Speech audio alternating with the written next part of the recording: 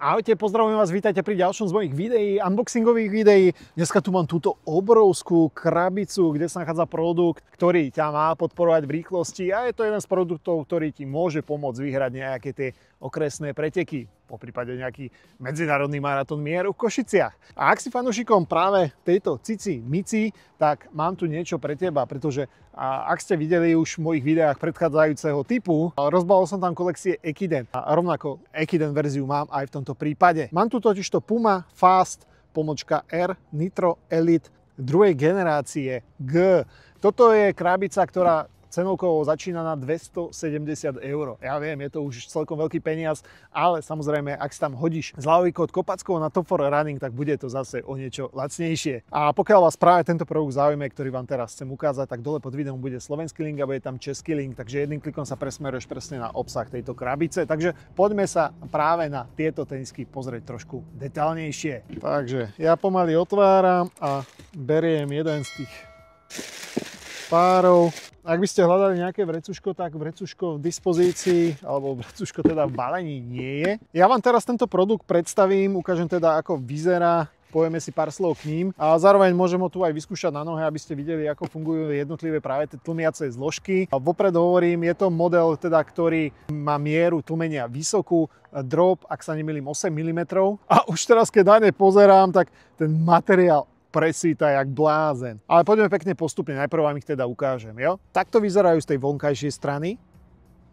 Pohľad zhora, vnútorná strana, oblasť pety, tu nechýba nápis práve Ekiden, podrážka.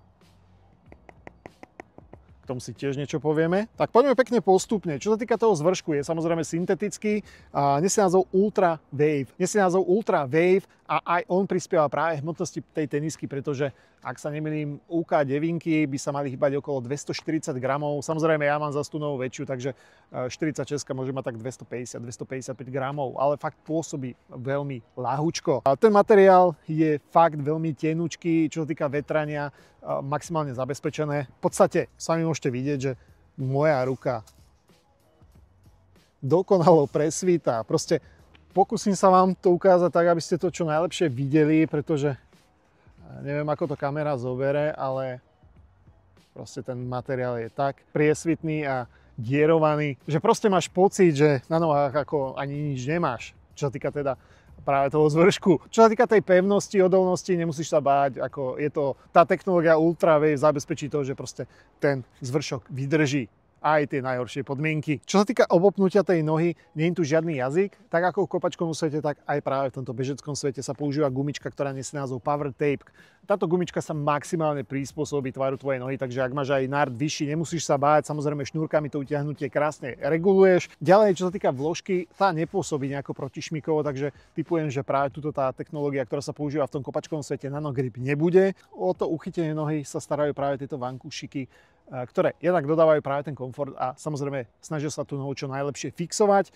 Technologicky nechýba tu Nitro Elite. Je to pena, ktorá sa snaží tlmiť a ak sa nemýlim, výška tej peny je až dokonca 40 mm, čo je pomerne dosť. A to si ukážeme práve v čase, keď už tu budem obúvať. Proste úlohou práve peny je zabezpečiť maximálne tlmenie, čiže aj v popise práve tohto produktu sa spomína, že tá miera tlmenia je vysoká. Čo je najdôležitejšie ukázať práve pri tomto modeli je, že je tu karbonový plát, ktorý je až taký, že proste nedokážeš ho ohnúť, ale je to v podstate typické pre všetky práve tieto elitné produkty. Úlohou práve karbonového plátu, v tomto prípade Power Plateu, je zabezpečiť to, aby ti šetril energiu. A ten karbonový plát môžeš vidieť práve tu a prechádza až na celú tú prednú časť tenisky. A aby bol ten model ešte dizajnovo krásne prepracovaný, tak nezabudli kúsok toho karbonového plátu dať aj na špičku. Aj keď, ja neviem, mne sa to tam moc nehodí. Ďalej, posledná vec, ktorú vám chcem ukázať, je podrážka. Tu sa nachádza technológia Puma Grip, ktorá sa stará práve o to, aby každý tvoj záber bol čo najoptimálnejší, aby nedochádzalo nejakému prešmikovaniu tvojej nohy. Zároveň je tu aj taký, že dezejník, ktorý zabezpečí práve to, že aj počas tých daždivejších dní proste ten záber bude, aj keď práve tento produkt si nejako extra neviem predstaviť práve v tých mokrejších dňoch, ale samozrejme, keď začne pršať počas pretekov, tak nemusíš sa báť, proste o ten grip je maximálne postarané.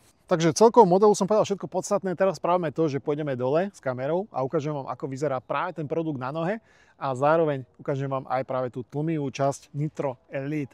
Takže poďme ich obuť. Pekne to rozšnurujem. Power Tape systém, ako som hovoril, krásne dovolí roztiahnuť práve tú oblasť nartu a teraz neostáva nič iné, len práve ten model obuť. Čo sa mi ľúbi je aj práve táto šnúrka, s ktorou si vieš práve ten Power Tape systém krásne vytiahnuť a neostáva nič iné, ako si tie tenisky čo najlepšie zatiahnuť. Čo sa týka obopnutia práve tej nohy, absolútne nič mi nevadí, akorát tu jemne pofúkuje vietor a proste cítim každý jeden fuk, každé jedno fúknutie do mojej nôžky, takže za mňa absolútne super. Čo sa týka pocitu práve z týchto tenisiek, tak je viac než dokonalý. Keď sa pozrieme na tú petu, tak sledujte, tá tlmivá časť si robí svoju robotu veľmi dobre. Fakt tlmí to veľmi podobne, ako keď máš na nohách Alphafly. A čo sa týka prechodu do tej prednej časti chodidla, tak o to sa stará práve ten karbón, ktorý vytvára znova ten pocit, ako keby máš na nohe nejakú tú kolísku. Takže čo viac k ním povedať? Takže ak máte akékoľvek otázky, kľudne sa pýtajte do komentára. Toto boli teda Puma Nitro z kolekcie Ekiden. A díky za dopozeranie a vidíme sa pri ďalších videách. Čau!